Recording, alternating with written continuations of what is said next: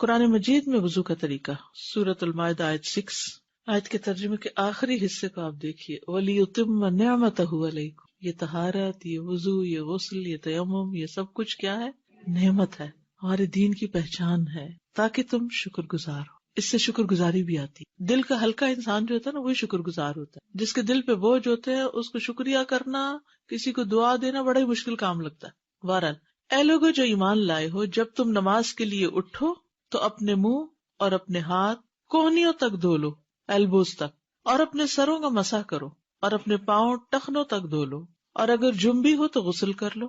صرف وضو سے کام نہیں پہ چلے گا، حیض سے پاک ہو رہے ہو یا جماع سے فارغ تو اس وقت غسل کرو، اور اگر تم بیمار ہو یا کسی سفر پر ہو، یا تم میں سے کوئی قضاء حاجت سے آیا ہو، یا تم نے عورتوں سے مباشرت کی ہو، مباشرت جو جماع کے بغیر ہوتی، پھر کوئی پانی نہ پاؤ، پانی نہیں، اور نماز کا وقت ہو گیا ہے، تو پاک مٹی کا قصد کرو، تیمم کر لو، بس اس سے اپنے چہروں اور ہاتھوں پر مسح کر لو۔ چہروں اور ہاتھوں، پاؤں کا ذکر نہیں، سر کا ذکر نہیں۔ اللہ نہیں چاہتا کہ تم پر کوئی تنگی کرے، لیکن وہ چاہتا کہ تمہیں پاک کرے، اسی لیے پانی نہ ہو تو مٹی استعمال کرو، وضو نہ کر سکو تو تیمم کرو، اور تاکہ وہ اپنی نعمت تم پر پوری کرے، تاکہ تم شکر گزار بنو، تاکہ تم شکر ادا کرو۔ اور یہ حقیقت ہے کہ جب انسان ان اصولوں پر عمل کرتا ہے تو پھر بار بار زبان سے الحمدللہ اور دل میں بھی شکر گزاری آتی، اور یہی چیز انسان کے دل کے سکون اور راحت کا باعث بن جاتی، زندگی سے غم اور دکھ اور کمی اور پریشانیاں جو ہے وہ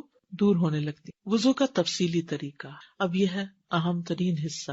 اس کا کچھ تو میں نے مختصراً پچھلی دفعہ بتایا تھا، لیکن آج اس کی ڈیٹیل بتاؤں گی، اور اس کے مطابق آپ اپنے وضو کو چیک کیجئے، ٹھیک ہے؟ سب سے پہلے بسم اللہ پڑھنا۔ ابو ہریرہ کہتے ہیں کہ رسول اللہ صلی اللہ علیہ وسلم نے فرمایا، جس کا وضو نہیں اس کی نماز نہیں، اور جو شخص وضو کے شروع میں اللہ تعالیٰ کا نام نہ لے، بسم اللہ نہ پڑھے، اس کا وضو نہیں۔ یعنی دل میں نیت ہوگی اور بسم اللہ زبان سے جو پڑھی جائے گی، اس سے وضو کا آغاز ہوگا۔ لیکن مشکل یہ ہو گئی ہے کہ ہمارے وضو کے مقامات غسل خانے کے اندر ہوتے ہیں، واش روم میں، ایک ہی کمرے میں ٹوائلٹ بھی، ایک ہی کمرے باتھ ٹب بھی وہیں، سنک سب کچھ وہیں، بلکہ وارڈ روم بھی وہیں، بیڈ روم چھوٹا ہوتا ہے اور واش روم بڑا، میک اپ اور کلر کرنا، ہر چیز کا اسٹیشن ایک ہی جگہ ہے۔ جی بک شیلف، یہ سب دیکھ کے تو مجھے کبھی سمجھ نہیں آتی کہ انسان کی عقل کو کیا ہو گیا۔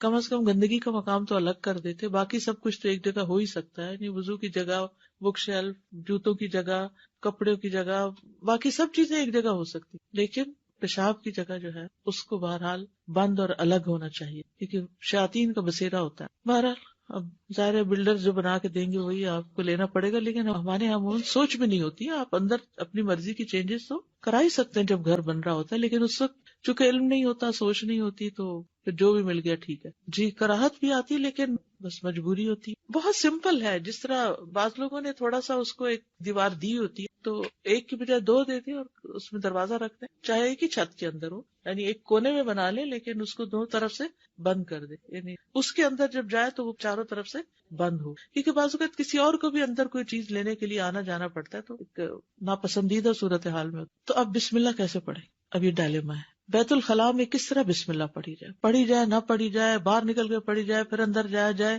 کریں تو کریں کیا؟ اللہ تعالیٰ کے نام کی تعظیم کی وجہ سے قضاء حاجت کی جگہ میں اللہ تعالیٰ کا ذکر کرنا ناپسندیدہ ہے، جو کہ نجس جگہ ہے اور شیاطین کے رہنے کا ٹھکانہ ہے، شیاطین کے رہنے کا ٹھکانہ ہے۔ تو اس صورت میں جب بیت الخلاء میں وضو کرنا ہو تو انسان داخل ہونے سے پہلے ہی بسم اللہ پڑھ لے، ٹھیک ہے؟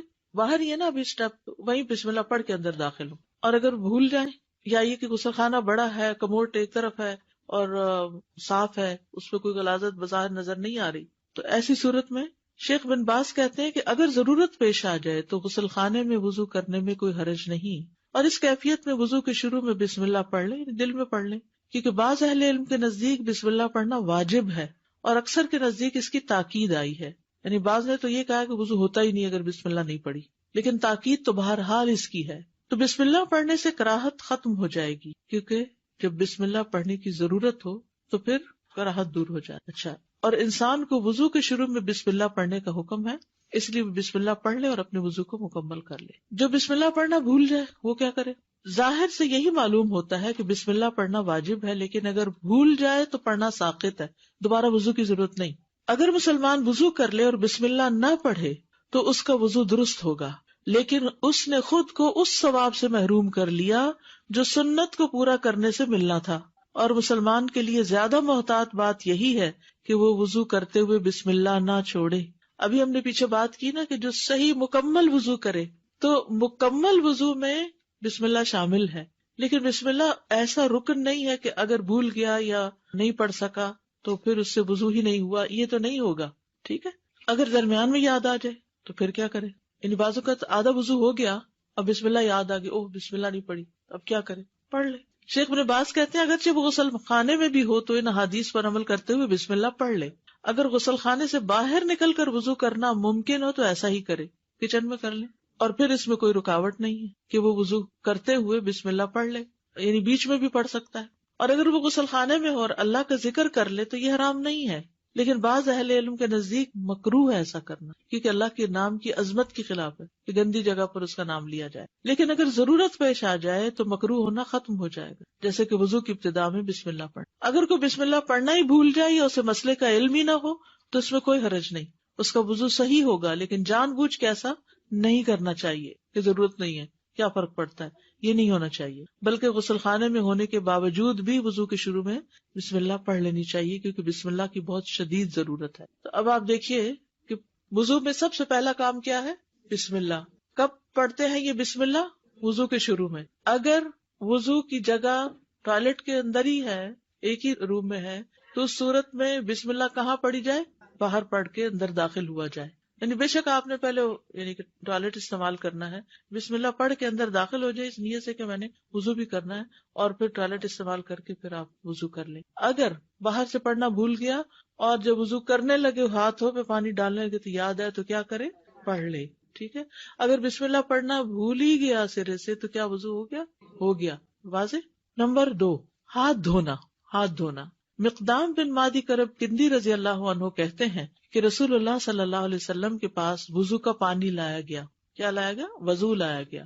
آپ صلی اللہ علیہ وسلم نے وضو کیا، پس آپ نے اپنی دونوں ہتھیلیاں 3 بار دھوئیں۔ یہ دونوں ہتھیلیاں 3 بار، ان کو ہتھیلی کہا جاتا ہے، اور ہاتھ جو ہے وہ سارے کے اوپر اطلاق ہو جاتا ہے، ٹھیک ہے۔ تو یہ ہتھیلی جو ہے اتنا حصہ، اور پہلے دائیں پھر بائیں، ٹھیک ہے، پہلے دایاں پھر بائیں پھر دایاں۔ وضو کی ابتدا ہاتھ سے کرنا۔ عبد الرحمن بن جبیر بن نفیر اپنے والد سے روایت کرتے ہیں کہ ابو جبیر کندی رسول اللہ صلی اللہ علیہ وسلم کے پاس آئے تو رسول اللہ صلی اللہ علیہ وسلم نے ان کے لیے وضو کا پانی لانے کا حکم دیا اور فرمایا ابو جبیر وضو کرو۔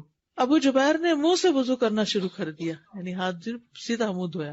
تو رسول اللہ صلی اللہ علیہ وسلم نے انہیں فرمایا اپنے منہ سے شروع نہ کرو، کیونکہ کافر اپنے منہ سے شروع کرتا ہے، یعنی وہ پہلے ہتھیلیاں نہیں دھوتے، ڈائریکٹ چہرے سے۔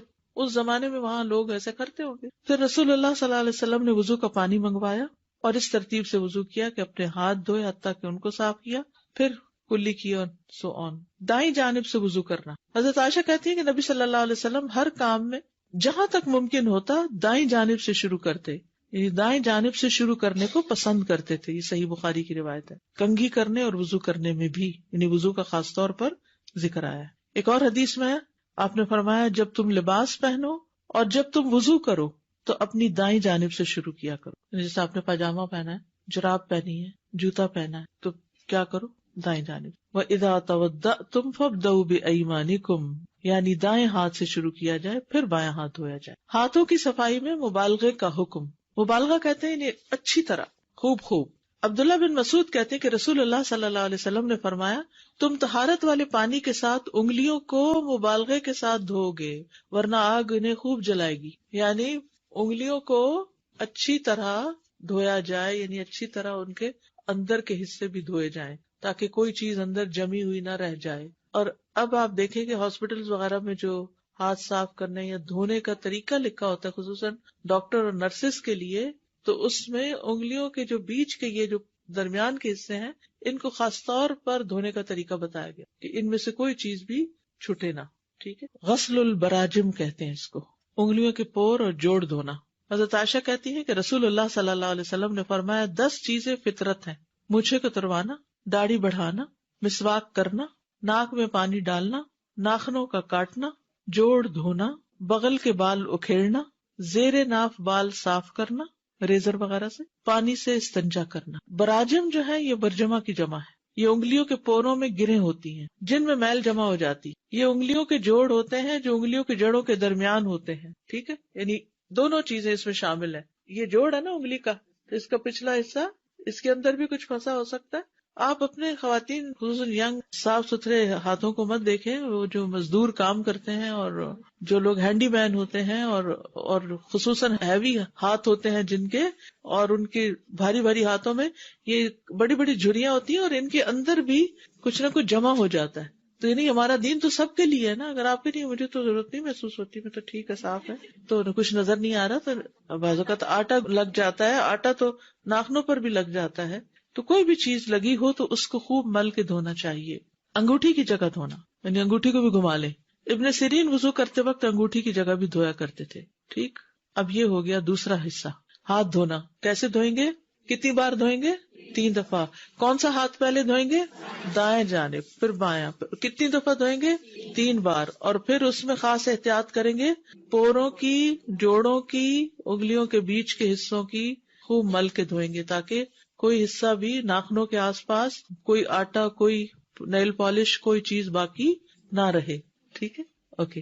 جی استاذہ، یہ بسم اللہ کا پوچھنا تھا کہ بسم اللہ الرحمن الرحیم پورا پڑھنا ہے یا صرف بسم اللہ کہنا ہے؟ جی اچھا سوال ہے. بسم اللہ الرحمن الرحیم سارا نہیں پڑھنا، بسم اللہ کافی ہے. دعا تو پڑھ کے ہی جاتے ہیں جب ساتھ میں ٹوائلٹ ہوتا ہے تو وضو بھی وہیں کرنا ہے، اور آپ کو جو ہے وہ بھی پوری کون سی دعا پڑھ کے جاتے ہیں؟ ٹوائلٹ جانے کی دعا بسم اللہ. وہ تو اللہ میں وہ الگ سے وہ تو الگ دعا ہے، بسم اللہ الگ ہے. اور جو وضو کے بعد کی دعا ہے وہ باہر نکل کے پڑھیں.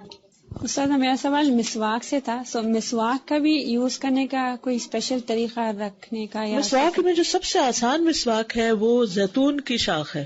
اس کا آگے سے وہ جو برش ہے وہ بھی بہت اچھا بنتا ہے، ٹنگ پر بھی بہت اچھا پھرتا ہے.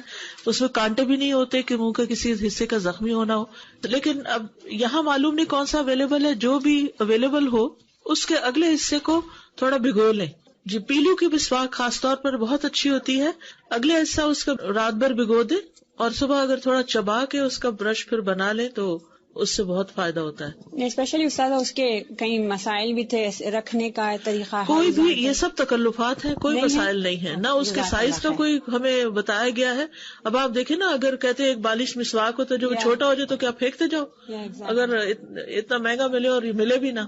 استاذہ جیسے باتھ روم میں ہم داخل ہوتے ہیں تو یہاں پر تو ڈبلیو سے زیادہ تر سٹنگ کا موڈ ہے، تو کیا اس کا ڈھکن بند کرنے سے بھی تھوڑا فاقہ ہوتا ہے؟ جی فائدہ ہوتا ہے، لیکن بعض اوقات یہ ہے کہ گھر میں صرف ہم نہیں ہوتے اور لوگ بھی ہوتے ہیں تو وہ کھلا بھی رہ سکتا ہے. استاذہ ٹوتھ برش جو ہے وہ کس حد تک اس کا مطلب نعم البدل ہے مسواک کا؟ اعلیٰ درجہ تو مسواک ہی کا ہے، نمبر 2 درجہ پھر ٹوتھ برش کا ہوتا ہے. اگر ٹوتھ برش کیا ہے اور وضو کر لیا تو ہاں فائدہ تو ہوگا انشاءاللہ. تو نہ ہونے سے بہتر ہے. ہاں جی، میں بعض دفعہ ایسے بھی کرتی ہوں کہ ٹوتھ برش کر کے مسواک پھر ہلکی سی مار دیتی ہوں منہ میں تاکہ سنت پوری ہو جائے. ٹھیک ہے. نیل پالش سے ناخن خشک رہ جاتے ہیں کیونکہ وہ اس پر لیئر بنا دیتی ہے. ویسے بھی لانگ ٹرم نیل پالش لگانا جو ہے نا صحت کے لیے بھی اچھا نہیں، کیونکہ ہمارے ناخن بھی سانس لیتے ہیں اور ان کا ہم سانس بند کر دیتے ہیں پینٹ کر کے ان کو. جی وضو نہیں ہوتا، بس مہینے میں 4-5 دن لگا لیں. کلی کرنا اور ناک میں پانی ڈالنا. رسول اللہ صلی اللہ علیہ وسلم نے فرمایا کلی کرنا اور ناک میں پانی چڑھانا فطرت سے تعلق رکھتا ہے. یہ 2 عربی کے لفظ بھی یاد کر لیجئے، المضمضہ والاستنشاق، اور ایک استنثار بھی ہوتا ہے. یہ لکھا ہوا سامنے، مضمضہ والاستنشاق اور استنثار. ٹھیک ہے. مضمضہ کہتے ہیں کلی کرنے کو، منہ میں پانی ڈال کے اس کو باہر نکالنا. استنشاق ہوتا ہے ناک میں پانی چڑھانا، بس وہ پھر ساتھ ہی نکل آتا ہے. لیکن استنثار ہوتا ہے پانی چڑھا کے اس کو جھاڑنا بھی، ناک جھاڑنا. ٹھیک ہے. ایک ہی چلو سے دونوں کام، پانی خود ہی کم لگے گا. ایک دفعہ پانی لیا، اسی سے کلی کی اور اسی سے ناک میں پانی چڑھا دیا، پھر دوسری دفعہ پانی لیا، اسی سے کلی، اسی سے ناک میں پانی، تیسری دفعہ پانی. ٹھیک ہے. 3 دفعہ پانی لیا جائے گا، لیکن کلی اور ناک میں دونوں میں کٹھا ہی ایک ہی چلو سے ہو جائے گا. عبداللہ بن زید رضی اللہ عنہ سے روایت ہے، انہوں نے برتن سے اپنے دونوں ہاتھوں پہ پانی انڈیلا اور ان کو دھویا، پھر دھویا، یا یوں کہا کہ ایک ہی چلو سے کلی کی اور ناک میں پانی ڈالا. 3 بار ایسا کیا. عبد خیر کہتے ہیں میں نے علی رضی اللہ عنہ کو دیکھا کہ ایک کرسی لائی گئی، آپ اس پر بیٹھے، پھر پانی کا ایک کوزہ لایا گیا، آپ نے اپنا ہاتھ 3 بار دھویا، پھر کلی کے ساتھ ہی ناک میں بھی پانی چڑھایا، دونوں ایک چلو کے ساتھ. یہ ہے ایک طریقہ، اور اس میں جو اسناد ہیں وہ زیادہ مضبوط ہیں اور بہتر طریقہ یہ ہے. دوسرا طریقہ، دونوں کاموں کے لیے علیحدہ علیحدہ پانی لینا، پہلے 3 دفعہ کلی کرنا، پھر 3 دفعہ ناک میں پانی ڈالنا. شقیق بن سلمہ نے کہا کہ میں نے علی اور عثمان رضی اللہ عنہم کو دیکھا کہ انہوں نے اعضائے وضو کو 3 دفعہ دھویا، پھر دونوں نے فرمایا کہ نبی صلی اللہ علیہ وسلم نے اسی طرح وضو کیا تھا، اعضائے وضو کو 3 دفعہ دھویا. اور شقیق نے بیان کیا کہ ان دونوں نے کلی علیحدہ کی تھی اور ناک میں علیحدہ پانی ڈالا تھا. تو یہ طریقہ بھی غیر مسنون نہیں ہے، اگرچہ پہلا طریقہ زیادہ بہتر ہے. اس حدیث کو حافظ زبیر علی زئی نے حسن لذاتی ہی کہا ہے. علم الحدیث اگر آپ نے پڑھا ہو تو اس میں حسن اور حسن لذاتی ہی اور حسن لغیری ہی، حسن کی 2 قسمیں آتی ہیں نا. ناک میں اچھی طرح پانی چڑھانا. لقیط بن صبرہ سے روایت ہے، وہ کہتے ہیں کہ میں نے کہا اے اللہ کے رسول مجھے وضو کے بارے میں بتائیں، تو آپ نے فرمایا وضو خوب اچھی طرح کیا کرو اور انگلیوں کے درمیان خلال کیا کرو اور ناک میں خوب پانی چڑھایا کرو، سوائے اس کے کہ تم روزے سے ہو. روزے سے ہو تو پھر کیوں نہیں زیادہ ناک میں پانی چڑھانا، حلق میں چلا جائے گا. حلق سے کہاں چلا جائے گا؟ پیٹ میں. تو کوئی چیز جو پیٹ میں اترے اس سے روزہ خراب ہو جاتا ہے. اچھا، اب یہ جو دونوں طریقے میں نے آپ کو بتائے ہیں، کلی اور ناک میں پانی ڈالنے کے اور صاف کرنے کے، یہ اس لیے بتانا ضروری تھا کہ آپ ان میں سے جو بھی طریقہ اختیار کریں وہ آپ کی چوائس پر ہے. لیکن ہم بہت جلد ججمنٹل ہو جاتے ہیں اور دوسروں کو غلط ثابت کرنا شروع کر دیتے ہیں. تو اگر علم ہوتا ہے تو پھر انسان سے یہ نقص دور ہو جاتا ہے اور دین میں ایک وسعت بھی آتی ہے. بہت سے جھگڑے تو وہیں شروع ہو جاتے ہیں، میاں بیوی کا جھگڑا ہو یا کہیں لوگوں کے درمیان آپ وضو کر رہے ہیں اور کچھ نہیں تو بدگمانی لے کے تو ضرور اٹھیں گے کہ کیسے جاہل لوگ ہیں، انہیں یہ نہیں پتا کہ کلی کیسے کرتے ہیں. خصوصاً جب آپ حج پہ جاتے تو اس وقت تو خوب موقع ملتا ہے کیونکہ آپ بہت حد تک پرائیویسی رکھ ہی نہیں پاتے. وہاں تو وضو بھی آپ کو لوگوں کے سامنے کرنا اور نمازیں بھی لوگوں کے سامنے پڑھنی ہے، تو سارا وقت لوگوں کی گفتگو بھی مذہبی ہوتی ہے. تو مذہبی گفتگو میں عموماً پھر جھگڑے والے پہلو زیادہ ہوتے ہیں. تو اگر آپ کو پتا ہوگا بھائی اس کی گنجائش ہے تو پھر آپ دوسروں کی زیادہ خبر نہیں لیں گے. ناک جھاڑنا. ابو ہریرہ رضی اللہ عنہ سے روایت ہے، رسول اللہ صلی اللہ علیہ وسلم نے فرمایا جب تم میں سے کوئی وضو کرے تو اپنے ناک میں پانی ڈالے اور اسے جھاڑے، اس سے بہت سی گندگی جو ہے وہ دور ہو جاتی ہے جو سانس لیتے ہوئے بالوں کے ساتھ ناک کے اٹک جاتی.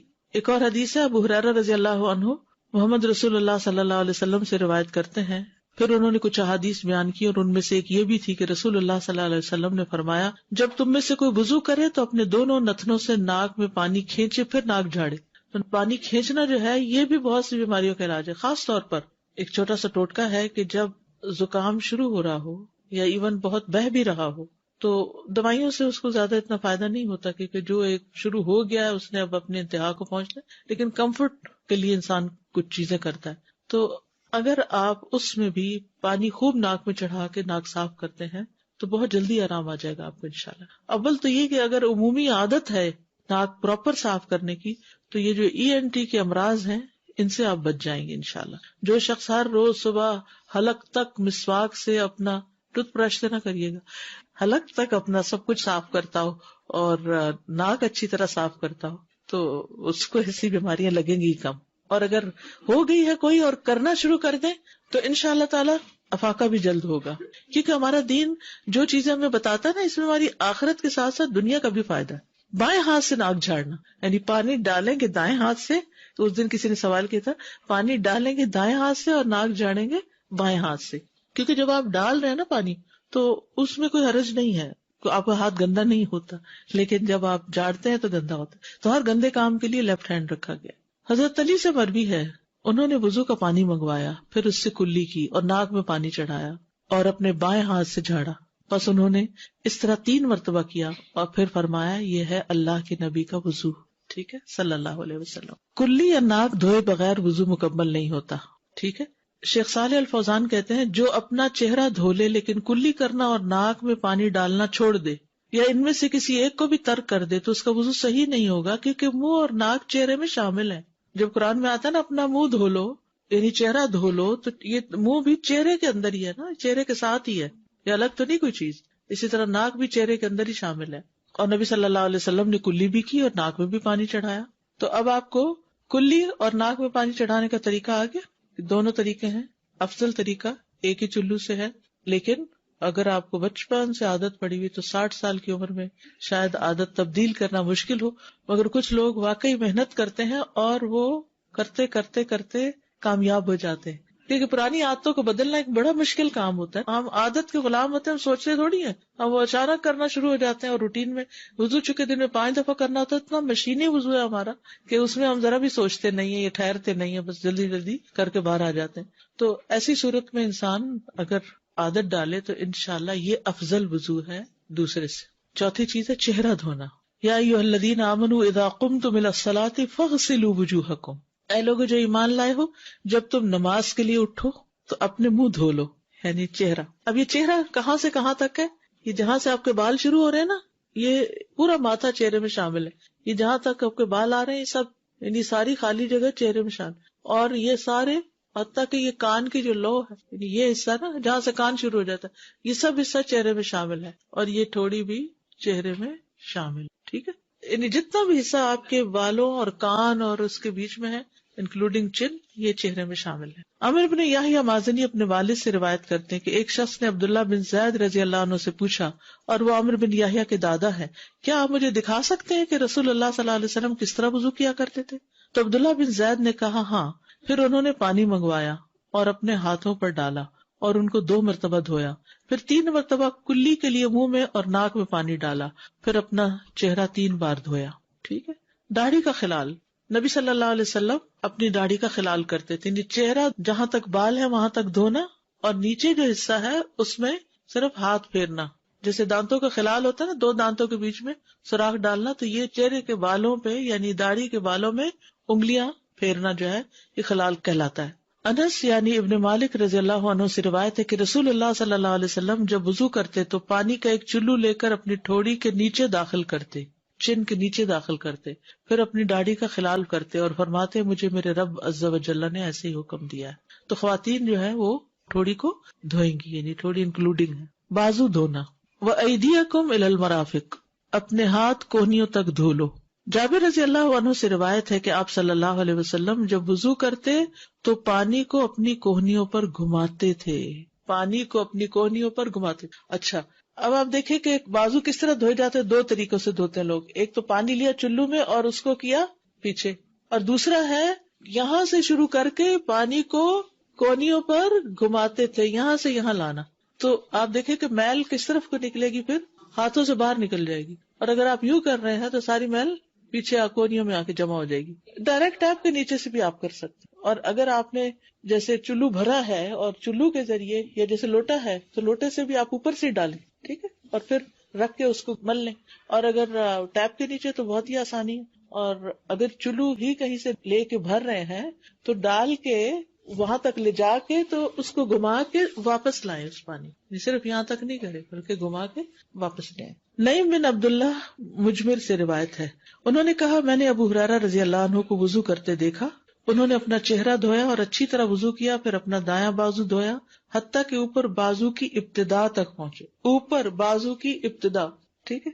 پھر بایاں بازو دھویا حتیٰ کہ اوپر بازو کی ابتدا تک پہنچے. یہ اوپر ہے نا، یہ اوپر ہے، یہ نچلا حصہ ہے، یہ اوپر. بازو دھونے میں مبالغہ. نعیم بن عبداللہ سے روایت ہے انہوں نے ابو ہریرہ رضی اللہ عنہ کو وضو کرتے ہوئے دیکھا. انہوں نے اپنا چہرہ اور اپنے بازو دھوئے یہاں تک کہ کندھوں کے قریب پہنچ گئے. یہ مبالغہ ہے، ٹھیک ہے، اوپر تک، کندھوں تک، یہاں تک. یعنی ہر وقت یہ دھونا نہیں، لیکن اگر کبھی آپ کو موقع ہو تو آپ دھو لیں. پھر انہوں نے اپنے پاؤں دھوئے یہاں تک کہ اوپر پنڈلیوں تک لے گئے. پھر کہا میں نے رسول اللہ صلی اللہ علیہ وسلم کو فرماتے ہوئے سنا ہے میری امت کے لوگ قیامت کے دن وضو کے اثر سے روشن چہروں اور سفید چمکدار ہاتھ پاؤں کے ساتھ آئیں گے. لہٰذا تم میں سے جو اپنی روشنی کو آگے تک بڑھا سکتا تو بڑھا لے. یعنی یہاں تک تو فرض ہے نا، کونیاں انکلوڈیڈ ہے، کونی خشک نہیں ہونی چاہیے. بعضوں کا سردیوں میں اسکن ڈرائی ہو جاتی ہے تو کونیاں جو ہیں اگر ان کو پراپر گھما کے مل کے نہ دھویا جائے تو وہ خشک رہ جاتی ہیں. ٹھیک ہے، تو اگر کوئی اس سے ذرا اوپر تک دھونا چاہے تو اوپر بھی دھو سکتا. مگر ہمارے یہاں تو لوگوں نے شرٹس کی آستینیں اتنی ٹائٹ رکھی ہوئی ہیں کہ کئی لوگ اس پہ مسح بھی کرنا چاہتے ہیں. کہتے ہیں جرابوں پہ مسح کی اجازت ہے تو اس پہ بھی کر لیتے ہیں. نہیں، جس نے بازو نہیں دھوئے کونیوں تک اس کا وضو نہیں ہوا. یعنی آپ بازو دھوئیں گے کونیوں تک اور کونیوں والے حصے پر پانی گھما کے مل کے اس کو دھوئیں گے پانی نیچے لائیں گے، چاہے آپ نیچے سے اوپر پانی لے جا رہے ہیں تب بھی ایسے کیجئے، چاہے آپ ڈائریکٹ اوپر سے ڈال رہے ہیں، ٹھیک ہے، لیکن پانی کو نیچے کی طرف لے آئیے، دھو لی۔ نمبر 6، مسح کرنا، وَامْسَحُوا بِرُؤُوسِكُمْ، اپنے سروں کا مسح کرنا۔ یہ جو ہے نا، اس میں لوگوں کے بہت سوال ہوتے ہیں۔ سر کے مسح کے مختلف طریقے۔ پہلا طریقہ، دونوں ہاتھوں کو سر کے اگلے حصے سے، دونوں ہاتھ، یہ پورے ہاتھ ہیں، اگلے حصے سے پیچھے لے جانا، پیچھے سے آگے لانا، یہ ایک طریقہ ہے، ٹھیک ہے۔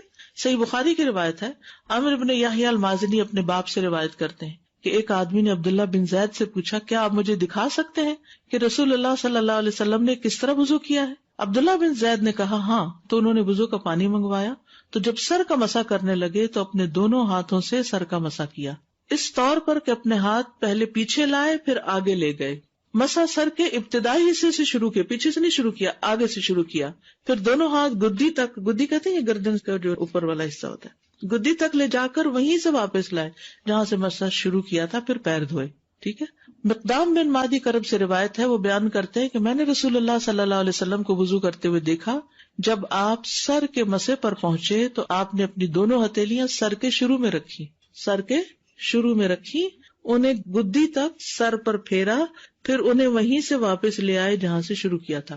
یہ ایک طریقہ ہے۔ دوسرا طریقہ، سر کے اگلے حصے سے شروع کرتے ہوئے بالوں کی سمت میں سارے سر کا مسح کرنا، اس طرح کے بالوں کی ہیئت تبدیل نہ ہو، یعنی یوں کر کے نیچے تک لے جانا، نہیں ضروری ہے کہ اس طرح لے جانا، بلکہ اگر آپ نے رائٹ لیفٹ کیا ہو نا، یعنی یہاں رکھ کے سارا، لیکن سارا سر کور ضرور ہو، ٹھیک ہے، اوکے۔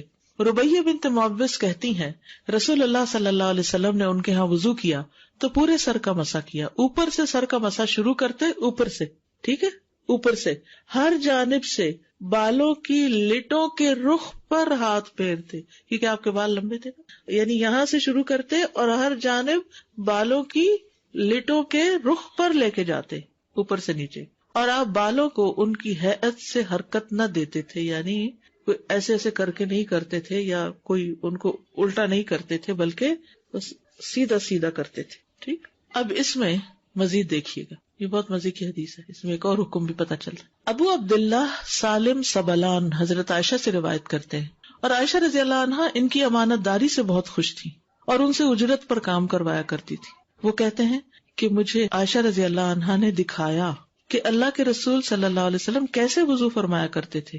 انہوں نے 3 دفعہ کلی کی اور ناک جھاڑا اور اپنا چہرہ 3 دفعہ دھویا، پھر اپنا دایاں ہاتھ اور بایاں ہاتھ یعنی بازو 3 دفعہ دھوئے، پھر عائشہ رضی اللہ عنہا نے اپنا ہاتھ سر کے اگلے حصے پر ماتھے کی طرف رکھا اور پیچھے تک پورے سر کا 1 دفعہ مسح کیا، بس۔ پھر انہوں نے اپنے ہاتھ اپنے کانوں پر پھیرے اور رخساروں پر پھیرے، پیچھے سے واپس نہیں لائیں، کیونکہ ہم لوگوں کو صرف ایک طریقہ بتاتے ہیں، پھر وہ ہر ایک سے پوچھتے پھرتے کیسے کریں، بال خراب ہوتے ہیں، صرف پیچھے لے گئی۔ اچھا، سالم کہتے ہیں جب میں مکاتب تھا تو آپ کے پاس آیا کرتا تھا، وہ مجھ سے پردہ نہیں کرتی تھی بلکہ میرے سامنے بیٹھ کر مجھ سے باتیں کیا کرتی تھی، حتیٰ کہ میں ایک دن ان کے پاس آیا اور میں نے کہا اے ام المومنین میرے لیے برکت کی دعا فرمائیے۔ وہ کہنے لگی کیا بات ہے؟ میں نے کہا اللہ نے مجھے آزاد فرما دیا ہے۔ وہ کہنے لگی اللہ تمہارے لیے برکت فرمائے۔ اس کے بعد میرے سامنے پردہ لٹکا لیا اور اس دن کے بعد میں نے انہیں نہیں دیکھا۔ تو غلام سے پردہ نہیں ہوتا نا، تو غلام جب آزاد ہو گیا تو پھر پردہ ہو گیا۔ تو اس طرح حضرت عائشہ نے بہت لوگوں کو سکھایا، کسی کو دودھ پلوایا اور محرم بنایا، یعنی امت کو تعلیم دی۔ تو اپنے بچوں کو بھی آپ وضو کر کے دکھا، یعنی کہ واش روم میں جب منہ اس طرف ہوتا ہے تو کیا دیکھیں کیا کر رہے ہیں کیا نہیں، تو آپ بیٹھ کے آرام سے جب ریلیکس موڈ میں ہو تو ان سے کہ اچھا کر کے دکھاؤ مجھے، تو کروائیں ان سے، اور پھر ساتھ ساتھ خود کر کے دکھائیں ان کو۔ تیسرا طریقہ، دونوں ہاتھوں کو سر کے پچھلے حصے سے آگے لانا اور آگے سے پیچھے لانا، یعنی شروع کہاں سے کرنا؟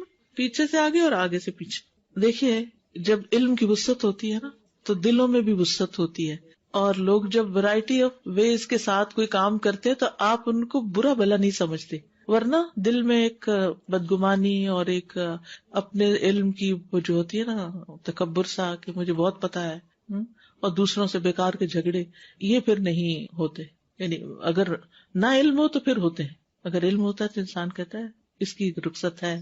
عبداللہ بن زید روایت کرتے ہیں کہ رسول اللہ صلی اللہ علیہ وسلم ہمارے گھر تشریف لائے، ہم نے آپ کے لیے تانبے کے برتن میں پانی نکالا اس سے آپ نے وضو کیا، 3 بار چہرہ دھویا، 2 بار ہاتھ دھوئے اور سر کا مسح کیا، یعنی بازو 2 بار دھوئے۔ اس طرح کہ پہلے آگے کی طرف ہاتھ لائے، پھر پیچھے کی جانب لے گئے اور پیر دھوئے۔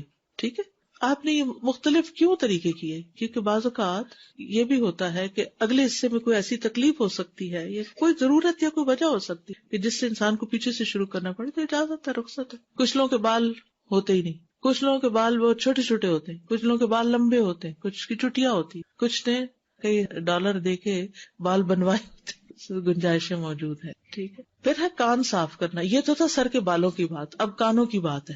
ربیہ کہتی ہیں نبی صلی اللہ علیہ وسلم نے وضو کیا تو اپنی دونوں انگلیاں اپنے کانوں کے سوراخ میں ڈالی، یعنی جب سر کا مسح کر لیا تو پھر دونوں یہ شہادت کی انگلیاں جو تھیں وہ کانوں کے سوراخ میں ڈالی۔ کان اور سر کے لیے ایک ہی دفعہ پانی لینا۔ رسول اللہ صلی اللہ علیہ وسلم نے فرمایا کان سر میں شامل ہے، ناک اور منہ کس میں شامل ہے؟ چہرے میں شامل ہے، اور کان سر میں شامل ہے، ان کا تعلق اس سے۔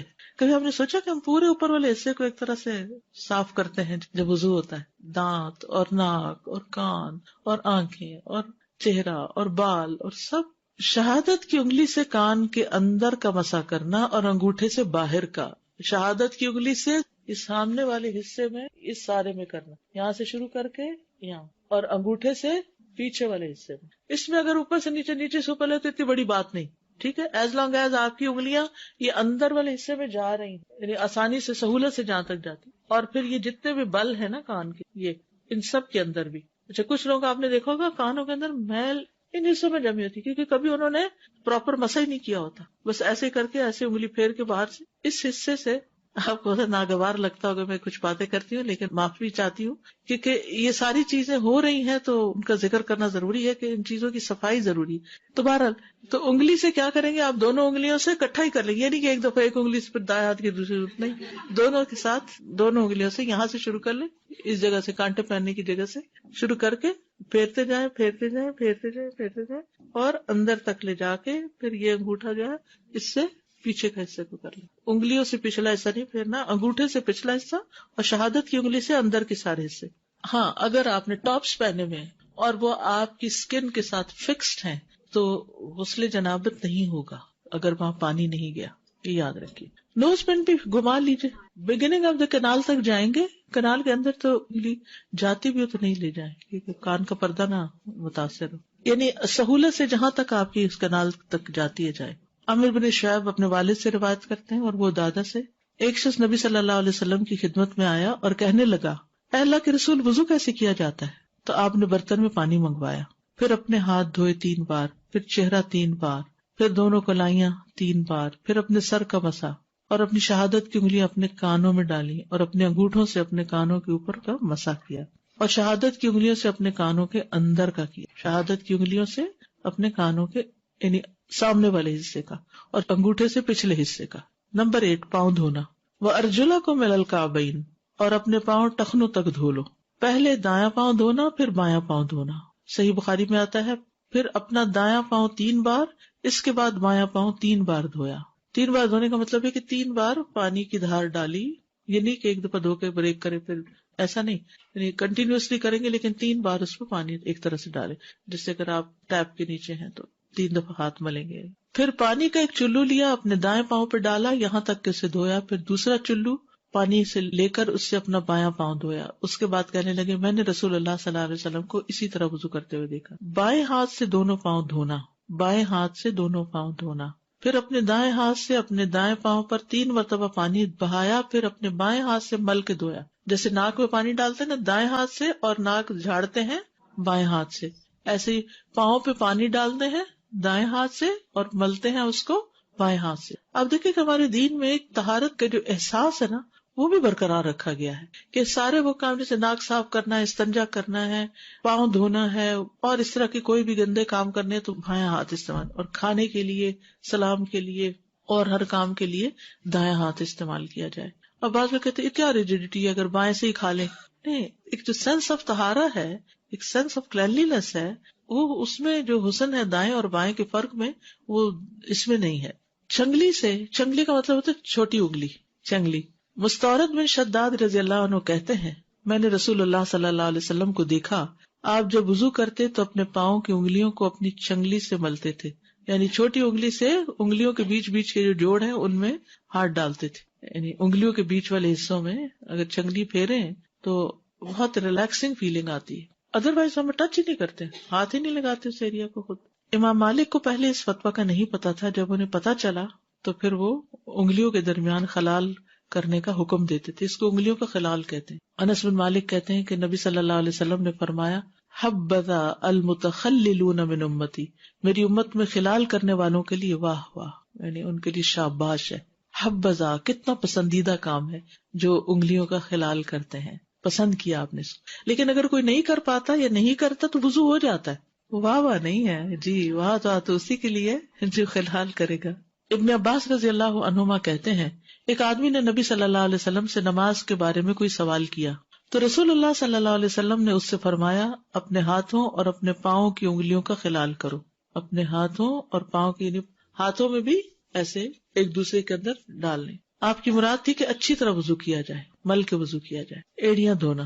عبداللہ ابن عمر رضی اللہ عنہما سے روایت ہے، انہوں نے کہا کہ نبی صلی اللہ علیہ وسلم ایک سفر میں ہم سے پیچھے رہ گئے، جو سفر ہم نے آپ کے ساتھ کیا، پھر ہم نے آپ کو پا لیا جبکہ عصر کا وقت ختم ہو رہا تھا. ہم لوگ وضو کرنے لگے، جلدی جلدی پاؤں پہ ہاتھ پھیرنے لگے. آپ نے 2 یا 3 بار بلند آواز سے پکارا ایڑیوں کے لیے آگ کا عذاب ہے. یعنی اگر آگے آگے پانی پھیر کے چھوڑ دیا اور ایڑیاں سوکھی رہ گئیں اور ان کو مل کے نہیں دھویا تو وضو نہیں ہوا. وضو نہیں ہوا تو نماز نہیں ہوئی، نماز نہیں ہوئی تو دین مکمل نہیں ہوا. دین ناقص ہوا تو اللہ کے سامنے کیا جواب لے کے جائیں گے. اس لیے نماز جو ہے وہ وضو کے بغیر ہوتی نہیں. بلکہ اگر کوئی جان بوجھ کے وضو نہیں کرتا، جان بوجھ کے بغیر کسی عذر کے، تو آج میں پڑھ رہی تھی کتاب ہی کہ وہ ایک طرح سے کفر کا ارتکاب کرتا ہے. قرآن کا حکم ہے، انکار ہے اس کا. یعنی بیماری اور وہ تو الگ بات ہے، لیکن کوئی کہے کوئی ضرورت ہی نہیں ہے، میری نیت صاف ہے. محمد بن زیاد کہتے ہیں میں نے ابو ہریرہ رضی اللہ عنہ سے سنا جب وہ ہمارے پاس سے گزرتے اور لوگ برتن سے وضو کر رہے ہوتے تو فرماتے لوگوں وضو اچھی طرح کرو، کیونکہ ابو القاسم نے فرمایا صلی اللہ علیہ وسلم خشک ایڑیوں کے لیے آگ کا عذاب ہے. پاؤں دھونے میں مبالغہ.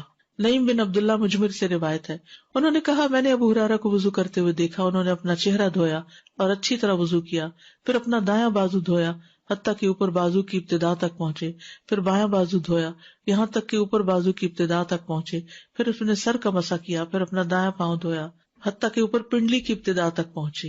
ٹھیک ہے، یعنی اوپر تک، گھٹنوں کے نیچے نیچے تک. پھر اپنا بایاں پاؤں دھویا تک کہ اوپر پنڈلی کی ابتدا تک پہنچے.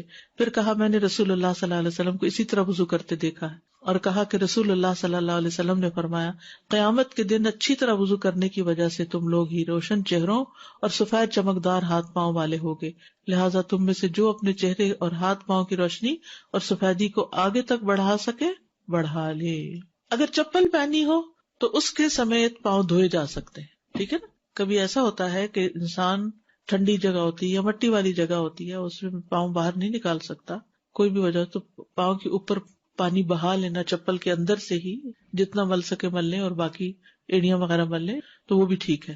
عبید اللہ بن جریج سے روایت ہے کہ انہوں نے عبداللہ ابن عمر سے کہا اے ابو عبد الرحمن، میں نے آپ کو 4 ایسے کام کرتے ہوئے دیکھا جو آپ کے ساتھیوں کو کرتے ہوئے نہیں دیکھا.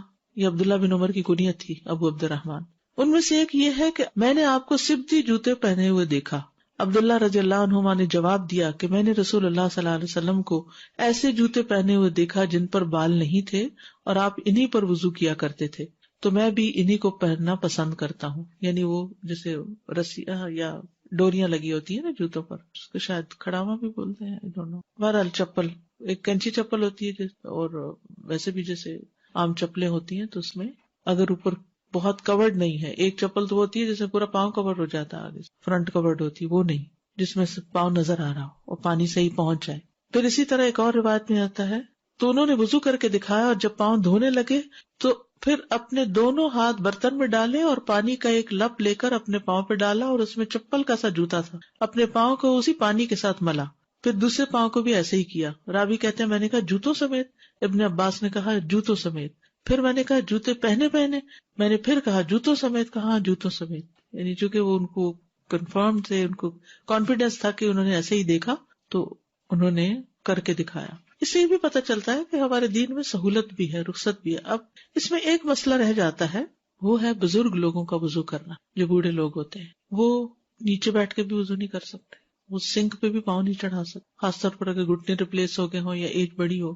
تو وہ کیا کر سکتے ہیں کہ جیسے واش روم کے اندر ایک چوکی سی رکھ کے پاؤں چوکی پہ رکھ کے جتنا جھک سکتے ہوں اتنا جھک کے پاؤں مل لیں.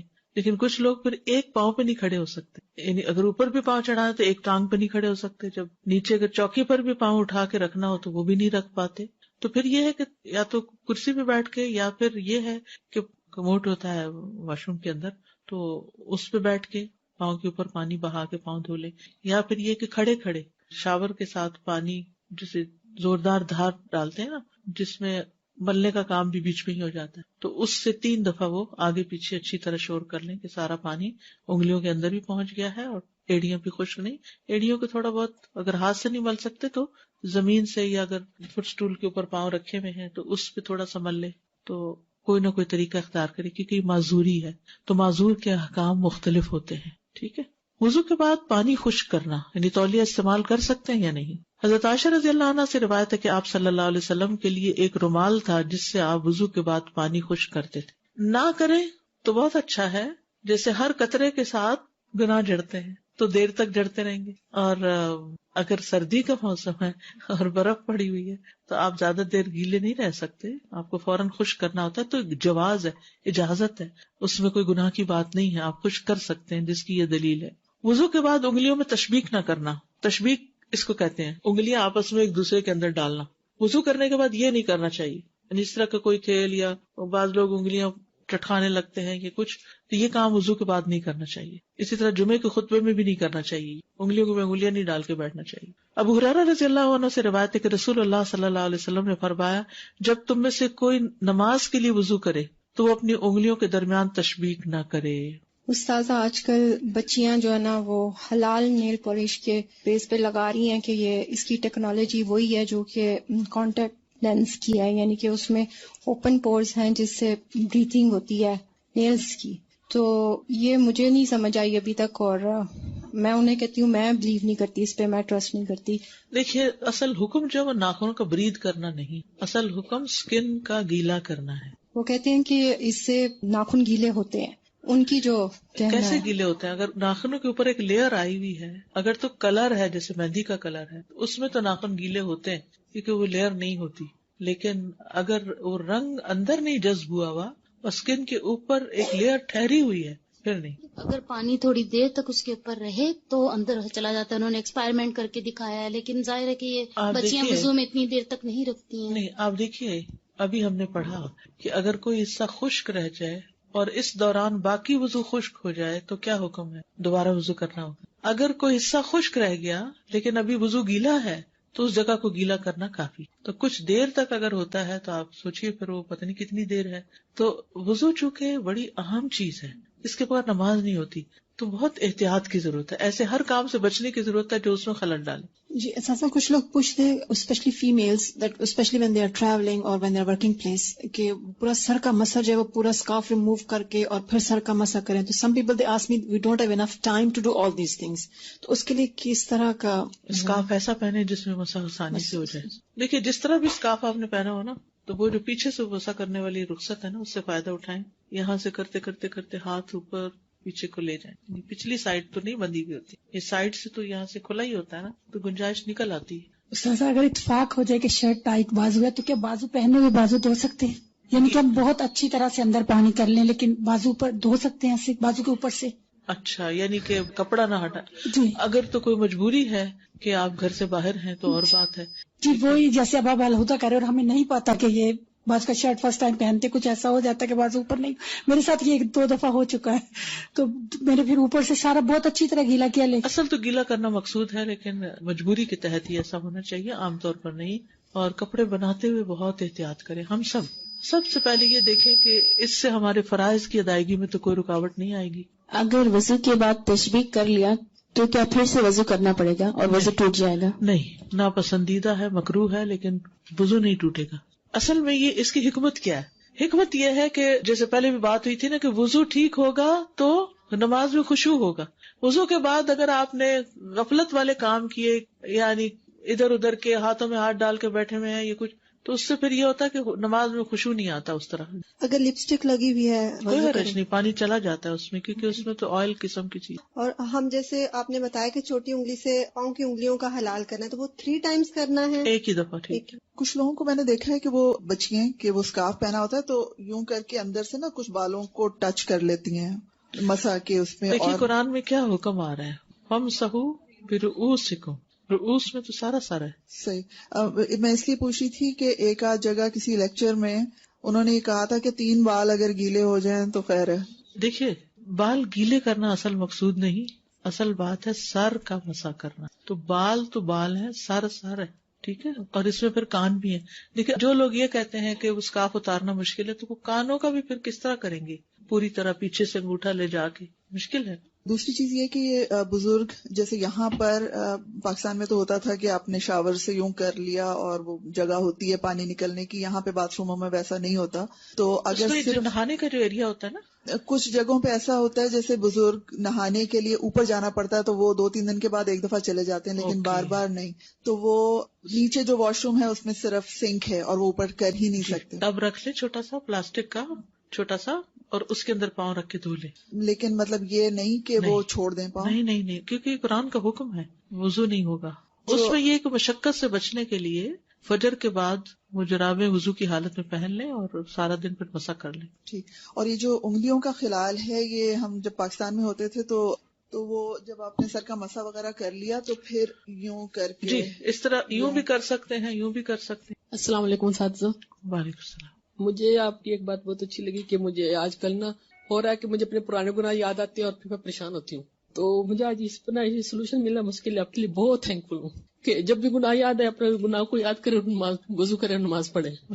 جزاکم اللہ خیر. جوڑے میں گول سا ہو جاتا جی اس میں کوئی فرق نہیں پڑتا، کلپ وغیرہ ہٹانے کی نہیں ضرورت، الا یہ کہ وہ کچھ ایسی کیپ پہنی ہوئی ہے کلپ کے نام پہ کہ جو بازو کہتا ہوتا ہے نا کہ یعنی نیچے والے بال. دیکھیے یاد رکھیے بالوں پہ مسا نہیں ہے، سر کا مسا ہے. تو جو بال نیچے لٹکے ہوئے ہیں، چاہے وہ آپ نے جوڑے کے رول کر کے یہاں چٹیا سی بنائی ہوئی ہے، یا لمبی چٹیا ہے، یا ویسے نیچے کو ہے لمبے، تو ان پہ مسا نہیں ہوگا، مسا صرف سر کے حصے پر ہوگا. تو مطلب جوڑے کے حصے تک جا کے اس کو بھی گیلا کرنا. جی اس کے اوپر ہاتھ پھر. اور دوسرا اگر جب ہم جو موضوع کو مسا کرتے ہیں تو ہاتھ مطلب جھاڑ کے ہلکے گیلے سے اوپر کو مسا. اصل مقصد گیلا کرنا نہیں، اصل مقصد ہاتھ پھیرنا ہے. مسح کا مطلب ہوتا ہے ہاتھ پہ گیلا ہاتھ پھیرنا، گیلا کرنا نہیں کہ پانی لگانا مقصد نہیں ہے. کیونکہ بعض وقت تو ہم لوگ کرتے ہیں تو پھر گیلے ہو جاتے ہیں موزے، پھر وہ اتنا پانی تو نہیں لگاتے. السلام علیکم. ایروپلین میں پانی بہت کم ہوتا ہے تو 3 بار تو ہم وضو نہیں دھو سکتے، تو ایک ہی بار دھو سکتے ہیں.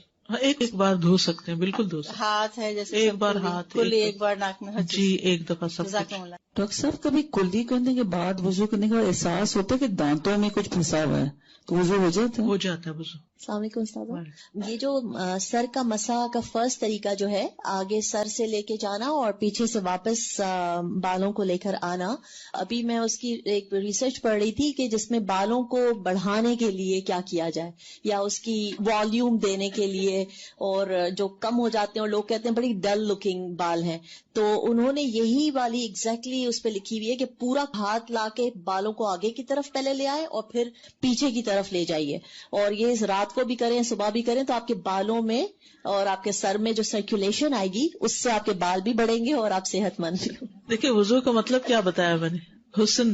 وضو کا مطلب ہے حسن، نظافت، رونق.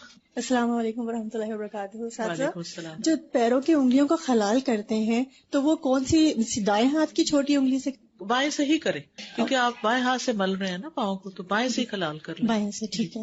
اور اگر جب بال کھلے ہوتے ہیں اور اگر اسے مسح کریں تو گدی تک تو ہاتھ نہیں پہنچتا ہے، تو ہمیشہ بال باندھ کر ہی کرنا چاہیے؟ نہیں کچھ نہیں ہوتا، وہاں تک اتنے بالوں تک جائیں گے تو گدی اس کے نیچے آ گئی نا. اچھا وہ آٹومیٹکلی اس میں شامل ہو جائے گی. گدی کو ہاتھ لگانا ضروری نہیں، گدی کی لمٹ بتائی گئی، گدی تک جانا ضروری ہے. اوکے ہاں جی ٹھیک ہے، جزاک اللہ خیر.